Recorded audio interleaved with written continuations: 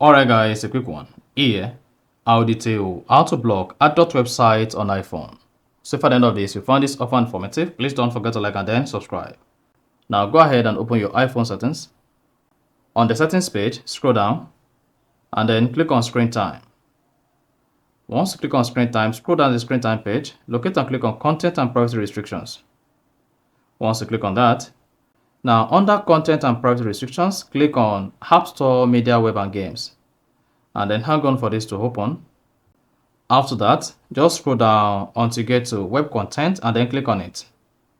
Once you click on web content, come here and shows limit adult website. Then type in your iPhone passcode. Now, once you click on limit adult website, then this is going to limit all adult websites on your iPhone. And then you can also come to where you see add website and then add whatever website you want to block on your iPhone and click on done. Then you should see the website added here.